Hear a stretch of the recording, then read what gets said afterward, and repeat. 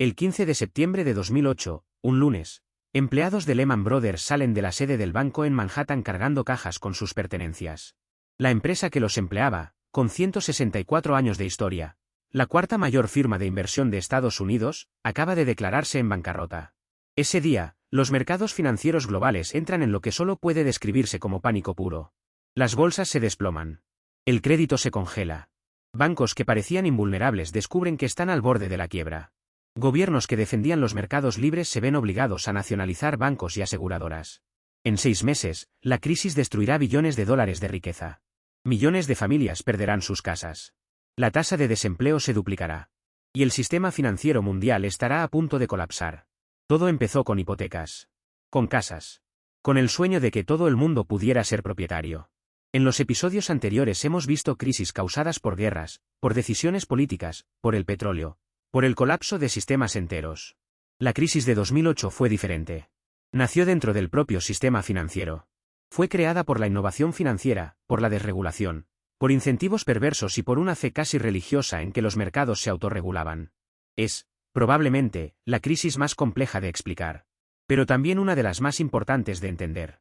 Porque reveló fallas que siguen sin resolverse del todo. Para entender la crisis hay que empezar por abajo. Por las hipotecas. En Estados Unidos, ser propietario de una casa siempre ha sido parte del llamado sueño americano. Desde los años 90, los gobiernos de ambos partidos impulsaron políticas para ampliar el acceso a la vivienda. Los tipos de interés eran bajos. El crédito fluía con facilidad. Hasta aquí, nada inusual. El problema empezó cuando los bancos comenzaron a dar hipotecas a personas que no podían pagarlas. Se las llamó hipotecas subprime, préstamos de alto riesgo concedidos a personas con historiales crediticios pobres, ingresos insuficientes o empleos precarios. Las condiciones eran a menudo engañosas. Tipos de interés iniciales muy bajos que se disparaban después de 2 o 3 años. Cláusulas que el prestatario no entendía. Comisiones ocultas. Los corredores hipotecarios ganaban una comisión por cada hipoteca que cerraban, independientemente de si el prestatario podía pagarla. El incentivo era vender, no evaluar el riesgo. Pero la pregunta obvia es, si estas hipotecas eran tan arriesgadas, ¿por qué los bancos las concedían? Y la respuesta está en lo que hacían con ellas después. Los bancos no se quedaban con las hipotecas. Las empaquetaban. Miles de hipotecas individuales se agrupaban y se convertían en un nuevo producto financiero llamado título, respaldado por hipotecas. Estos títulos se vendían a inversores de todo el mundo. La idea era que el riesgo de que una hipoteca individual fallara se diluía al mezclarla con miles de otras. Pero la cosa se complicó más. Estos títulos hipotecarios se recortaban y reagrupaban en productos aún más complejos llamados obligaciones de deuda colateralizada, conocidas por sus siglas en inglés como CDOs. Imaginad una salchichera, metéis hipotecas de todo tipo, las mezcláis, y sacáis productos con diferentes niveles de riesgo. Los tramos superiores se consideraban seguros. Los inferiores, arriesgados. Las agencias de calificación crediticia, Moody's, Standard & Poor's, Fitch, evaluaban estos productos. Y aquí está una de las fallas más graves del sistema. Moody's calificó cerca de 45.000 títulos relacionados con hipotecas con la máxima nota, la famosa AAA, la misma calificación que la deuda del gobierno de Estados Unidos. Para finales de 2008, el 80% de esas CDOs habían sido rebajadas a basura. Las agencias tenían un conflicto de intereses devastador. Las pagaban los mismos bancos cuyos productos calificaban. Dar malas calificaciones significaba perder clientes. Así que no las daban. Junto a la banca tradicional, regulada y supervisada, había crecido un sistema paralelo, la banca en la sombra. Fondos de inversión, vehículos de inversión estructurada, entidades que hacían esencialmente lo mismo que los bancos, transformar ahorro a corto plazo en inversión a largo plazo, pero sin estar sujetos a las regulaciones bancarias. Lehman Brothers, por ejemplo, para 2007 usaba solo $3 propios por cada $100 en activos. Los 97 restantes eran deuda. Un apalancamiento de 33-1. Cualquier caída en el valor de los activos del 3% o más significaba la insolvencia. Y para completar el cuadro, existían los permutas de impago crediticio, una especie de seguro contra el impago de los títulos hipotecarios. La aseguradora AIG vendió cientos de miles de millones de dólares en estos seguros. El problema es que AIG no tenía el capital necesario para pagar si los títulos realmente fallaban. Vendía seguros contra un desastre que consideraba imposible. El economista Jaime Minsky había descrito este fenómeno décadas antes. En tiempos de estabilidad, decía, los actores financieros asumen riesgos cada vez mayores. La estabilidad misma genera inestabilidad. El periodo de calma crea una falsa sensación de seguridad que lleva a comportamientos cada vez más temerarios. Hasta que llega lo que se ha llamado el momento Minsky, el punto en que el castillo de naipes se derrumba. A partir de 2006, los precios de la vivienda en Estados Unidos dejaron de subir. Para 2007, empezaron a caer. Y todo el sistema se desmoronó en cadena. Los prestatarios subprime empezaron a no poder pagar sus hipotecas cuando los tipos iniciales se ajustaron al alza. Las ejecuciones hipotecarias se multiplicaron. Los títulos respaldados por esas hipotecas perdieron valor. Las CDOs que contenían esos títulos se volvieron invendibles. Los bancos que tenían CDOs en sus balances empezaron a registrar pérdidas masivas.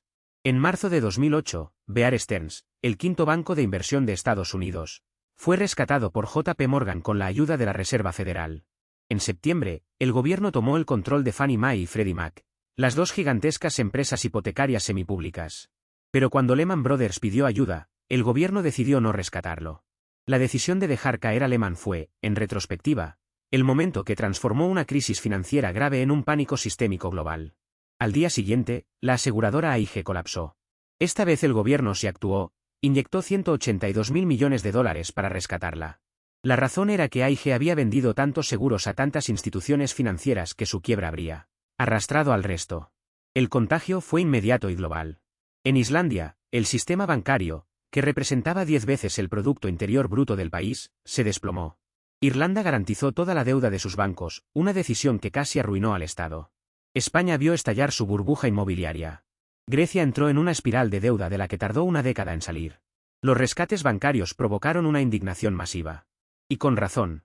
Los bancos que habían asumido riesgos temerarios y generado beneficios enormes durante la burbuja eran ahora rescatados con dinero público. Las pérdidas se socializaban. Los beneficios habían sido privados. Este es el concepto de riesgo moral. Si un banco sabe que será rescatado porque es demasiado grande para caer, tiene un incentivo perverso para asumir más riesgo. Si gana, se queda con los beneficios. Si pierde, paga el contribuyente. Las causas de la crisis son objeto de debate. Joseph Stiglitz señala la desregulación como causa principal. John Taylor argumenta que la Reserva Federal mantuvo los tipos demasiado bajos durante demasiado tiempo. Minsky habría señalado la inestabilidad inherente de las finanzas. Ben Bernanke habló de un exceso global de ahorro, especialmente de China, que inundó el sistema de dinero barato. No es necesario elegir una sola causa. Fue la combinación de todas: desregulación, política monetaria laxa, innovación financiera opaca, conflictos de interés, y la arrogancia de creer que el riesgo había sido eliminado cuando en realidad solo se había escondido.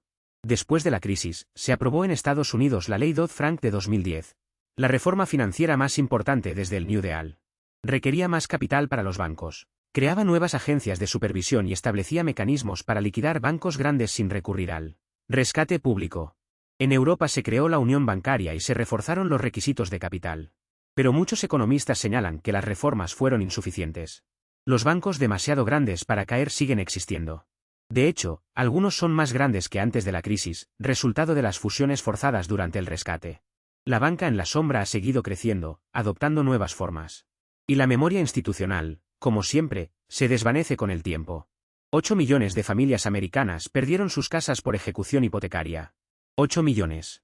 Casas que habían sido el símbolo del progreso, de la seguridad, de haber llegado a la clase media. Perdidas. El desempleo en Estados Unidos se duplicó, alcanzando el 10%. Pero para ciertos grupos fue mucho peor. El desempleo entre los afroamericanos superó el 16%. Entre los jóvenes, más del 20%. En España, donde la burbuja inmobiliaria había sido particularmente inflada, el desempleo alcanzó el 26%. Entre los jóvenes, más del 50%. Una generación entera vio sus perspectivas de futuro evaporarse. Y lo más doloroso fue la asimetría. Los directivos de los bancos que causaron la crisis, en su inmensa mayoría, no fueron juzgados ni encarcelados. Muchos conservaron sus bonificaciones y sus fortunas. Un solo ejecutivo de Wall Street, de un banco menor, cumplió cárcel por su papel en la crisis. La indignación que generó esa asimetría alimentó movimientos sociales en todo el mundo. Occupy Wall Street en Estados Unidos. Los indignados en España. La sensación de que el sistema estaba amañado a favor de los que ya tenían poder. Que las reglas eran diferentes para los de arriba y para los de abajo. 3 ideas para llevaros de este episodio. Primera, la crisis de 2008 nació de hipotecas de alto riesgo que fueron empaquetadas en productos financieros opacos, calificados como seguros por agencias con conflictos de interés, y distribuidos por un sistema bancario en la sombra con apalancamiento extremo. Segunda, la quiebra de Lehman Brothers transformó una crisis financiera en un pánico global.